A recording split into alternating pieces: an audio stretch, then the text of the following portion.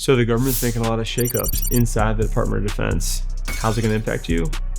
Let's talk about it. Well, first off, the CDAO, Chief Digital and AI Office, the place that I worked, my last job in the government, has officially been put inside R&E. And inside that organization, it will likely, in my opinion, probably just get kind of dissolved. I think having a Chief Digital and AI Officer is a statutory requirement, and that role will exist in some form or fashion. But there's billions of dollars that the CDAO was responsible for spending before, and those programs need to find a new home. So I believe the CDAO has 60 days to determine where those programs will live, and likely they'll find a home in one of the services.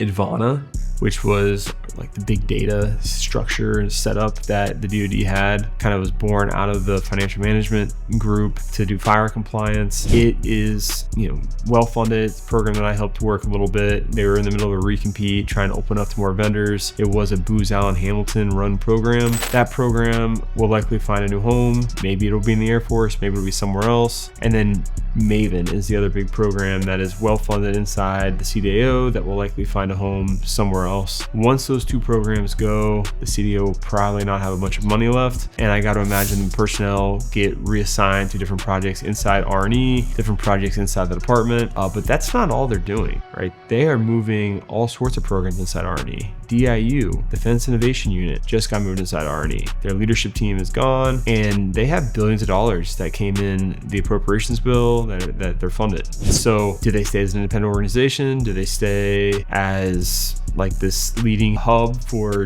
doing innovation activities? They have their DIU innovation hubs that they're building out across the country. Companies have engaged with them to do other transaction agreements and really do some transition activities. All these are question marks. We don't know the answer to yet, but you got to be prepared for change. That is the one thing that is guaranteed to occur. Change is inevitable. It's coming. And for them to change some of these big programs up at the department level, like we probably all saw the CDAO news coming with all the leadership changes. And I worked on the inside, like definitely it was probably the right move for some of the stuff that was happening inside. But for DIU and some of these other that are more name brand programs to get moved inside R&E, have these leadership shakeups, it's a little jarring. It can be, especially if you built business strategy around doing work with these different units in these offices. It's tough. Doing business with the government, and I'll say it time and time again, is challenging. We are the worst customer you will ever interact with. And that's because we constantly change with the political winds. And let me tell you, the political winds have shifted. We have all sorts of stuff happening. And Feinberg, who's the DepSecDef, he came out of Cerberus Capital. I'm sure I'm not pronouncing it right, but he is, I think, the guy calling most of these shots that are making these moves. And his firm that he came from,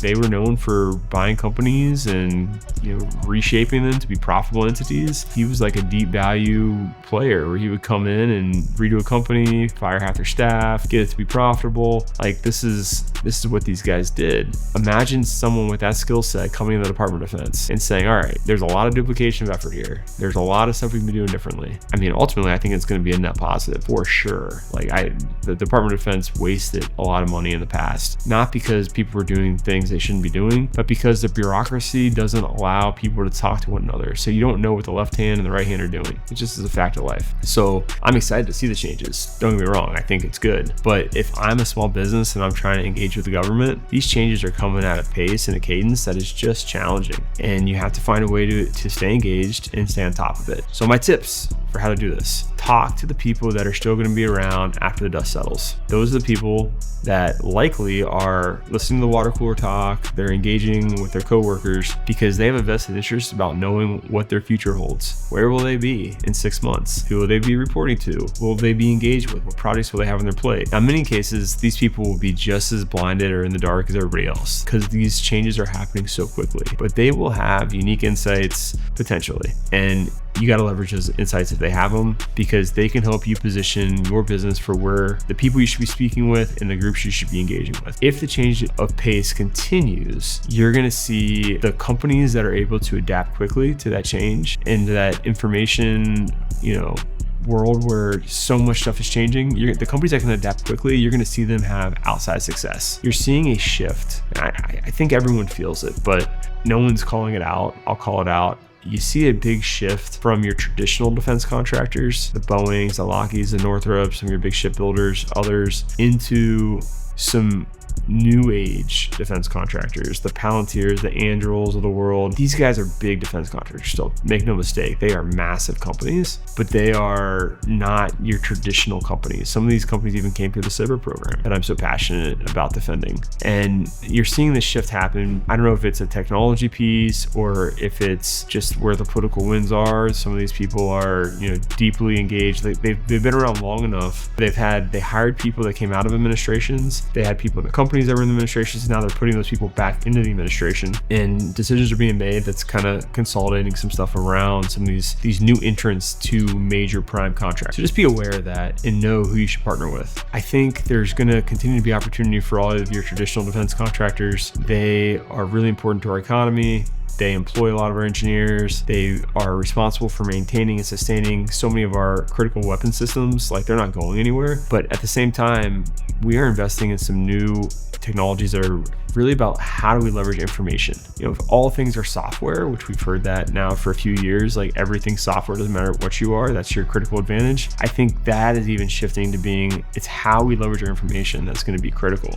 So what AI tools do we bring in? How are we leveraging the information to get asymmetric decision-making capabilities? That's where the department's heading. So if you can provide a product or service that's going to help in that space, I think there's a voice for you. Now, there's a few examples or clues about where the administration's heading. If you look to the reconciliation bill, this was titled the One Big Beautiful Bill. It was really just a reconciliation bill, a very massive reconciliation bill. But if you look to that, inside there's 200 plus categories of funding that the department cares about. And they created these buckets of funding. Those are areas that you're gonna see further investment in. There's also this concept of the consolidated demand signal that's coming out of the different services. Some of that stuff's going to come out in the classified space, some of it won't, but overarchingly, the government is trying to send very clear signals to industry. Here's where you should be investing your time and energy. Now, how well that translates to the field about what projects actually get funded and what things get done, that's still very much to be determined. But I believe the best way to interface with all the change and engage with all the changes happening inside the department is to actually look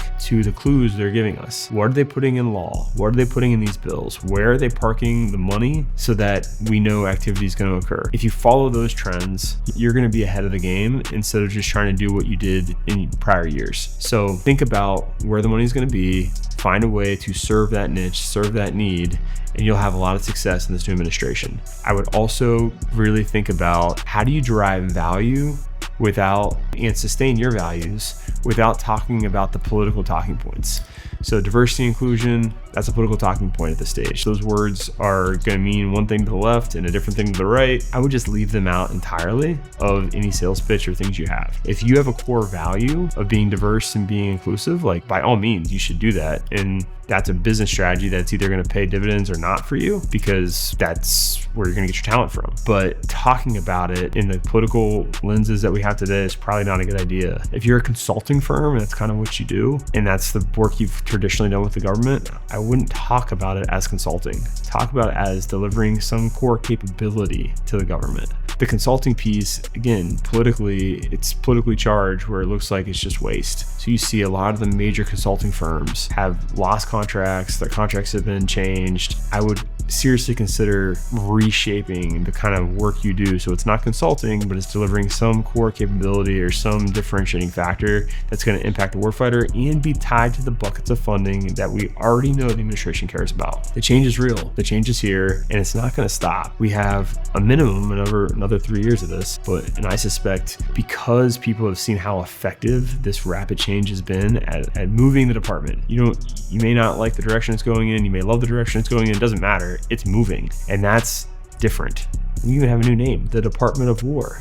That is a change. Back to the future, right? It used to be called the Department of War, but it's a change. And these changes are happening so quickly that you have to be engaged. And I think future presidents and future people that are in charge of this stuff, future secretaries of defense, they've seen what's possible now. We know that things can move quickly. So I think it doesn't matter 3 years from now, 4 years from now, 10 years from now, new administrations, new people will come in and be like, oh, well, the Trump administration was able to get things to move pretty quickly. We didn't like the direction it was going, or we love the direction it was going. It doesn't matter. We should be able to get things to move this quickly too. So I don't think the pace of change is going to slow down. I think it's only going to accelerate, and you have to be prepared as a company to do that. I have been helping companies now for the last 17 years, most of my time when I was inside the federal government, navigate change, navigate the tea leaves on how to read government. Now I'm doing that on the outside of government for small businesses predominantly. I would love to help you out. Please like and subscribe to this channel. You can reach me at Vince_Pecoraro on Instagram. Send me a DM and we can chat. Have a great day.